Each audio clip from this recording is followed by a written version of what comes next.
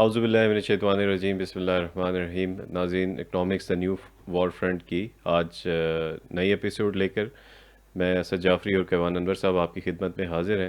Sir, welcome to the show. Thank you.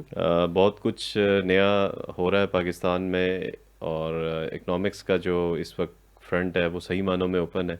بڑی changes آ رہی ہیں، اور کچھ ایسے امپیکٹس بھی ہمیں نظر آ رہے ہیں جس سے آنے والے دنوں کے اندر مزید فائنینشیل سچویشن جو ہے وہ اس کے اوپر کافی زیادہ اثرات مرتب ہو سکتے ہیں۔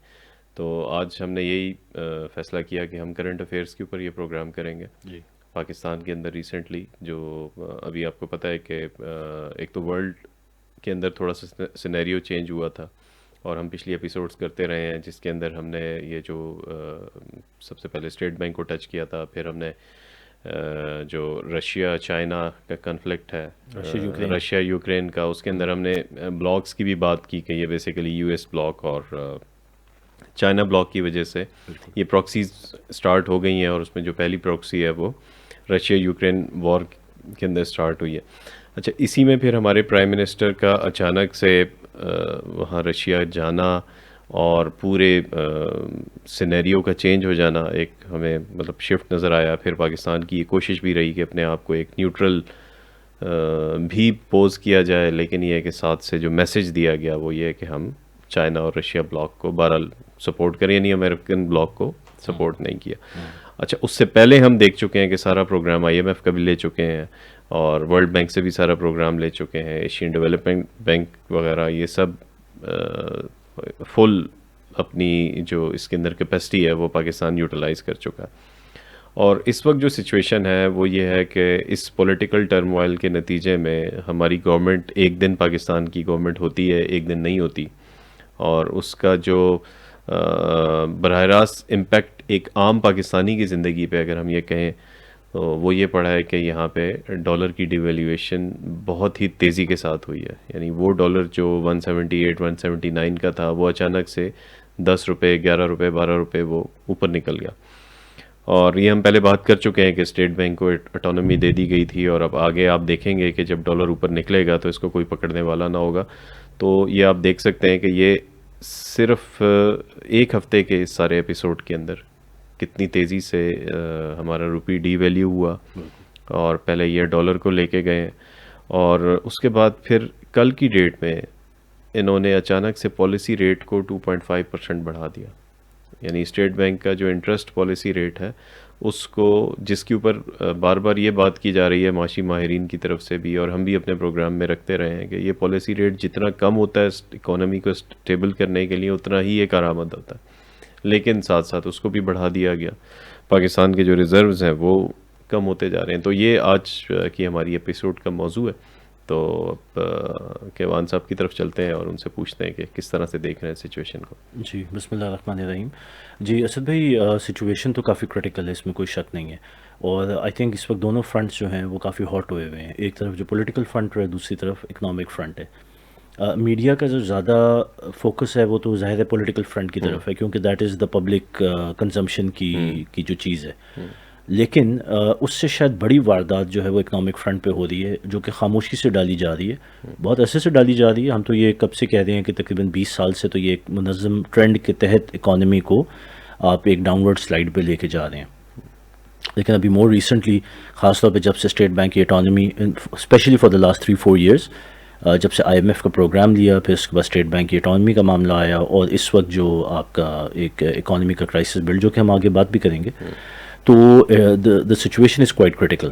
اور اس کے ساتھ جب آپ کپل کرتے ہیں پولیٹیکل انسٹیبلٹی، تو ظاہر ہے پھر وہ دونوں چیزیں زیادہ ایگریویٹ ہوتی ہیں، تو سچویشن تو بہت نازک ہے۔ اینڈ آئی تھنک کہ اٹ از ٹائم کہ پاکستان کے شہریوں کو، انٹلیکچوئلس کو، اور لوگوں کو جو اس سمجھ بوجھ رکھتے ہیں یا جن کے اندر درد ہے، they should be aware and they should be vocal کہ ہمیں نہ یہ اس طرح کی رجیم چاہیے، نہ ہمیں اس طرح کی پالیسیز چاہیے، کیونکہ میں آپ کو اگر ایک خلاصے میں بتاؤں کہ سیدھی سیدھی بات ہے کہ نظر آ رہا ہے کہ Pakistan is going into a recession, we are heading for an economic recession, اور یہ ہم چاہتے ہیں کہ یہ گھنٹی ہم بجائیں، یہ آگ لگنے کا جو الارم ہے ہم بجائیں، اور ہم لوگوں کے سامنے یہ چیز رکھیں کہ دس از رائٹنگ آن دا وال، تو ابھی بھی اٹس ناٹ ٹو لیٹ. ابھی بھی کم سے کم ہم جو کر سکتے ہیں وہ یہ ہے کہ شور مچا سکتے ہیں, اور ہم جو اس کے پلیئرز ہیں ان کو ایکسپوز کر سکتے ہیں, ان کے گیم پلان کو ایکسپوز کر سکتے ہیں. صحیح. تو یہ اس وقت کی صورتحال ہے. اچھا, ہم پہلے ریزرو کے اوپر بات کر لیتے ہیں کہ 11 پوائنٹ سم تھنگ بلین, 11.1 یا 2 بلین ریزرو رہ گیا ہے پاکستان گورنمنٹ کے پاس, یا ہماری گورنمنٹ کے پاس تو اب کچھ نہیں, اب تو وہ اسٹیٹ بینک کے پاس ہے. اس کا کیا امپیکٹ ہوتا ہے, مطلب یہ ریزرو جو ہیں یہ کس استعمال میں ہوتے ہیں, اور یہ اتنے کم لیول پہ جو آ گئے ہیں تو اس کا کیا امپیکٹ ہونے جا رہا ہے آگے؟ جی, اصل میں تو اسد بھائی یہ کافی ساری چیزیں ہیں which come together to give an economic outlook ایک ملک کی. تو ریزرو اس میں اس کی ایک کڑی ہے. باقی چیزوں کی بھی ہم بات کریں گے, جس طرح آپ نے کہا کہ انفلیشن کی بھی بات کریں گے ہم, اور جو پالیسی ریٹس ہیں ان کی بھی بات کریں گے. لیکن reserve is important because reserve وہ آپ کے سیونگز ہیں, یا وہ آپ کی جو کٹی ہے جو آپ کے پاس پڑی ہوئی ہوتی ہے, جو کہ فارن ایکسچینج میں ہوتی ہے, جس سے آپ اپنی امپورٹس کو سسٹین کرتے ہیں, یا امپورٹ بل کو پے کرتے ہیں. اب امپورٹ بل کو پے کرنے کے لیے ہمیں یہ کیوں چاہیے, کیونکہ دیکھیں بہت ساری چیزیں ہیں جو ہم خود نہیں پروڈیوس کرتے پاکستان میں. فار ایگزامپل سب سے بڑی چیز جو ہے وہ پیٹرولیم ہے. آپ کا جتنا بھی آئل ہے, پیٹرول ہے, یہ سارا امپورٹ ہوتا ہے. تو ظاہر ہے اس کے لیے آپ کو فارن ایکسچینج یعنی کہ یو ایس ڈالرز میں پے کرنا پڑتا ہے.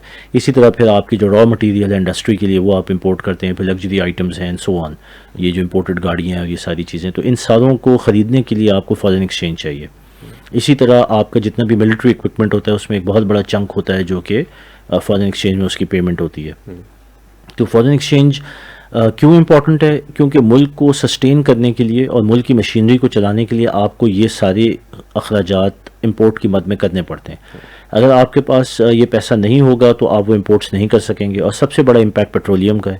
تو اگر پیٹرولیم نہیں آئے گی تو نہ آپ کا ملک چلے گا, نہ اس کی مشینری چلے گی, اور خدا نخواستہ جنگ ہوگی تو نہ آپ جنگ کے لیے لڑنے کے قابل ہوں گے یا کیپیسٹی رکھتے ہوں گے.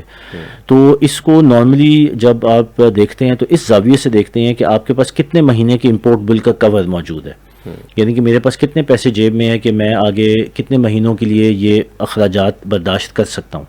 تو وہ اب 2 مہینے سے بھی کم ہو گیا ہے. تو اگر آپ دیکھیں کہ پچھلے 2 ہفتے کے اندر کوئی 17-18 بلین سے ہم سلائڈ کرتے ہوئے تقریباً کوئی 11.3 بلین کے اوپر اس وقت آ گئے ہیں. سو یہ اتنا خطرناک ہے کہ 2 مہینے سے کم کا ہمارے پاس امپورٹ بل ہے. یعنی کہ کل اگر خدا نخواستہ جنگ ہو جاتی ہے تو ہمارے پاس 2 مہینے کی بھی فائٹنگ کیپیسٹی نہیں ہے, اگر ہم صرف پیٹرولیم کی مد میں بات کریں یا ریزروز کی مد میں بات کریں. اس کے اوپر سونے پہ سہاگا یہ ہے کہ یہ جو پیسہ جو 11.3 بلین ہے, اس میں سے بھی جو سارے کا سارا بلکہ نیگیٹو میں ہم وہ ہیں جو بورڈ منی ہے. یہ نہیں ہے کہ ہماری جینوئن سیونگز ہے جس طرح چائنا ہے یا جاپان کی ہے. ہماری یہ ساری بورڈ منی ہے. IMF سے لیا ہوا ہے, کچھ چائنا سے لیا, کچھ IMF سے لیا, world bank, Asian development bank, سعودیہ, UAE, رشیا. تو یہ وہ سارے مانگ کے جو پیسے اکٹھے کیے ہوئے ہیں جو کہ وہ واپس بھی مانگ سکتے ہیں.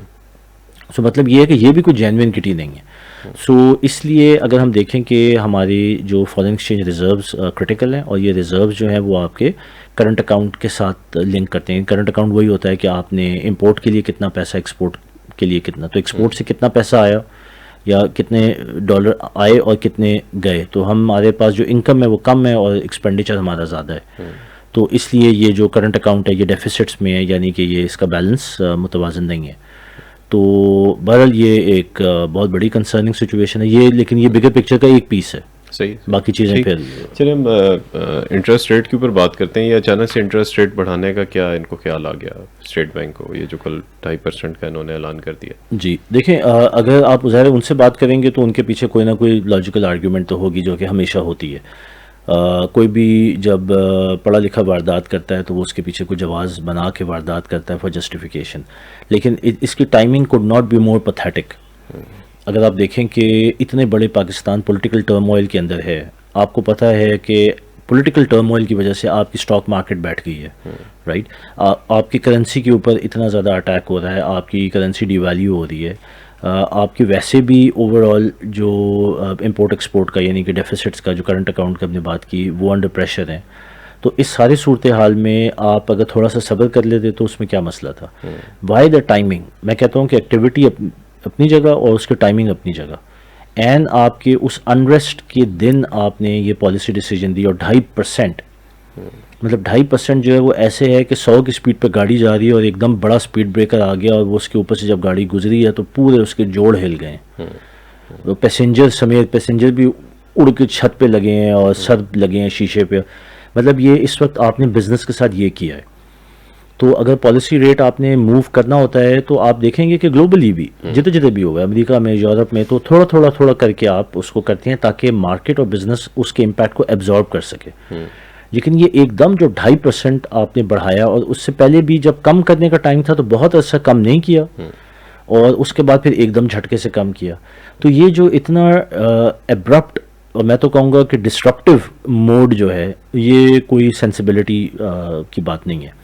اور بہرحال جسٹیفیکیشن میں یہ ہوگا کہ جی انفلیشن بڑھ رہی ہے تو انفلیشن کو قابو کرنا ہے تو اس کے اوپر بہت ایک الگ ڈیبیٹ ہے. شروع سے یہ جب سے یہ آئے ہیں اس گورنمنٹ کے اندر رضا باکر صاحب شروع سے ان کی اپروچ یہی ہے کہ انفلیشن کے نام پہ انفلیشن کو کنٹرول کرنے کے لیے انہوں نے پالیسی ریٹ کے اندر ہائکس دی ہیں. بالکل. اور کمال یہ ہے کہ انہوں نے ایک دفعہ بھی انفلیشن کنٹرول کرنے میں کامیاب نہیں ہوئے. رائٹ. اور لیکن وہی فارمولہ پلان کے ساتھ, اور یہ بات ہم پہلے کر چکے ہیں کہ سارے اکاؤنٹیبلٹی ان کی کوئی نہیں ہے, ان کو پوچھنے والا کوئی نہیں.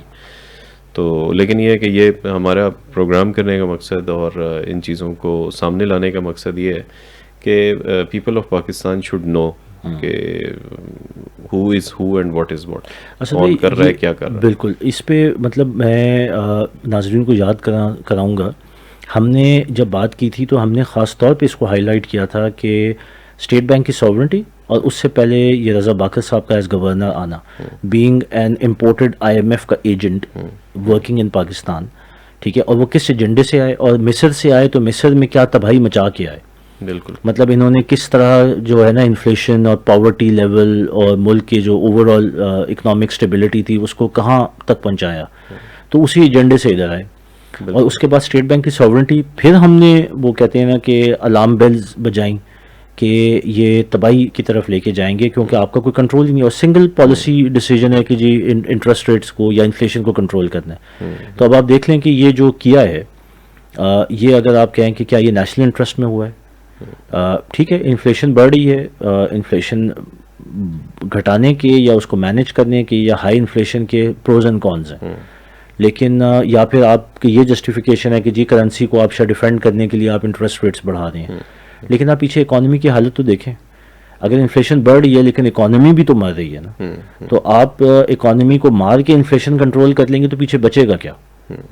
تو this is that kind of a decision, تو یہ تو ظلم ہوا ہے. اچھا, آپ نے اکنامک ریسیشن کی بات کی, کیا آپ کو لگتا ہے کہ اکنامک ریسیشن آ سکتا ہے پاکستان میں؟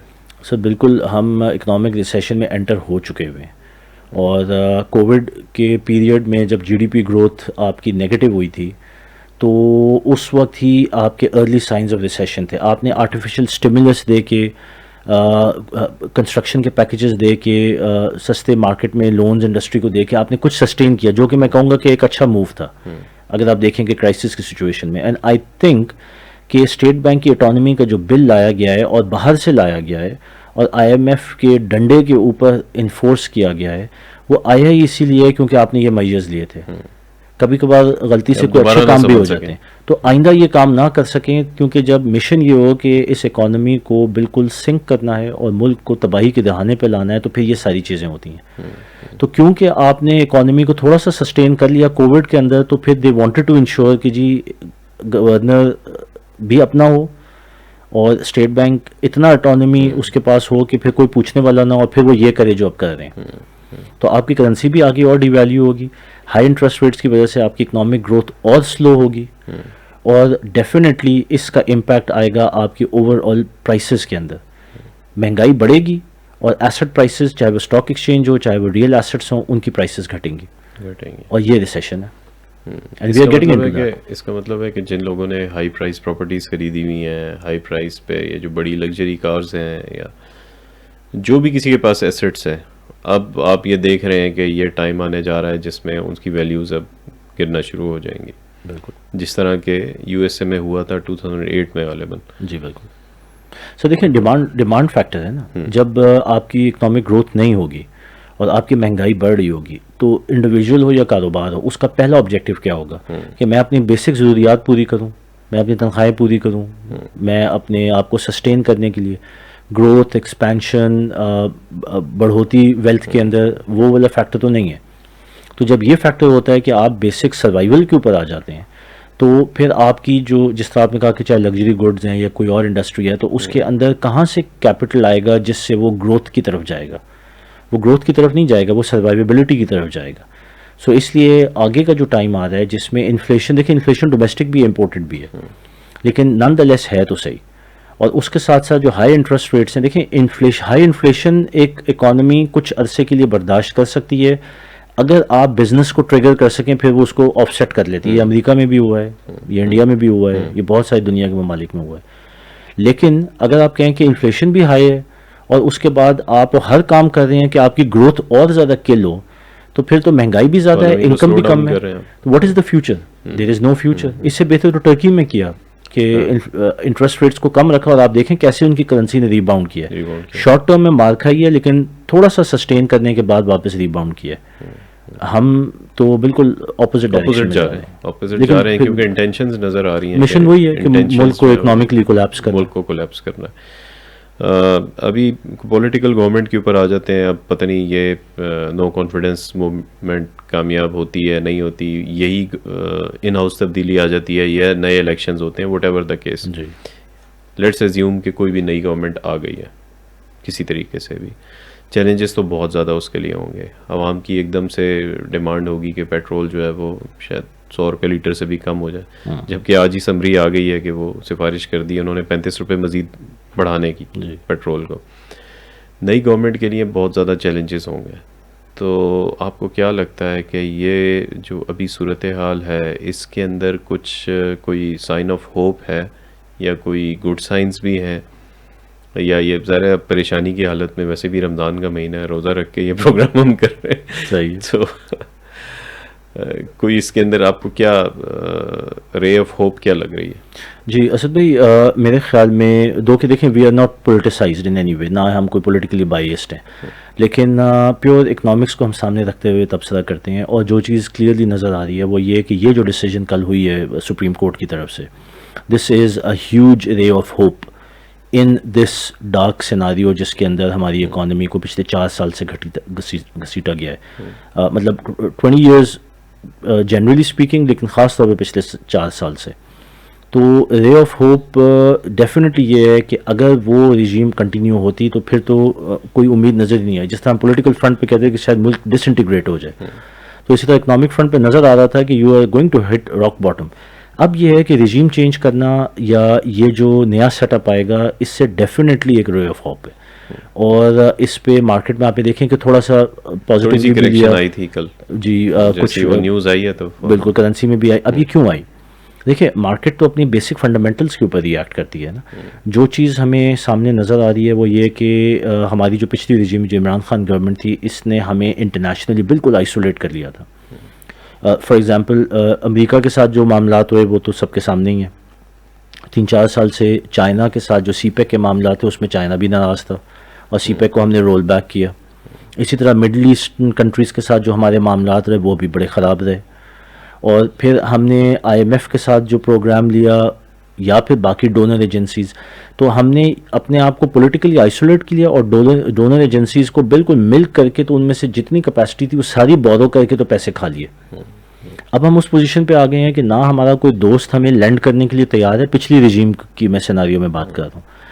اور ڈونر ایجنسیز تنگ آ چکی ہیں کہ یہ جب آتے ہیں مانگنے کے لیے آتے ہیں خود کوئی ریفارم نہیں کرتے. مطلب نہ کوئی کرپشن کم ہوتی ہے, نہ اپنی عیاشیاں کم ہوتی ہیں, نہ کوئی پالیسی میکنگ بہتر ہوتی ہے. کسی بھی تو انڈیکس میں آپ بہتر جائیں, صرف اپنے منہ سے تعریفیں کرنا تو کافی نہیں ہے نا. تو اب یہ ہے کہ یہ جو ڈیسیجن آئی ہے, اور اگر ہم ایکسپیکٹ کریں, اللہ کرے کہ اس ملک میں اسٹیبلٹی آئے, وی نیڈ اسٹیبلٹی. شکلوں سے کوئی فرق نہیں پڑتا, نام اور سلوگن سے کوئی فرق. Pakistan need stability for the economic front. یہ جو نئی رجیم ہے اس سے ایکسپیکٹڈ ہے کہ اسٹیبلٹی آئے گی. اور یہ جو آپ کہہ لیں کہ جو ان کی جو ایک آپ کہہ لیں کہ گڈ ول ہے انٹرنیشنل کمیونٹی میں, وہ ان سارے پاورز کے ساتھ اچھی ہے. چائنا کے ساتھ بھی اچھی ہے, مڈل ایسٹ کے ساتھ بھی اچھی ہے, اور اگر ہم کہیں کہ جو ہمارا یہ جو نیٹو بلاک ہے یا یہ جو یورپین EU بلاک ہے اس کے ساتھ بھی اچھی ہے. ایک business community with in the country بھی ایک اچھی گڈ ول کیری کرتے ہیں، پھر معاملات کو سمجھتے بھی ہیں. کرنسی کو انہوں نے ماضی میں اچھا ڈیفینڈ کیا ہے.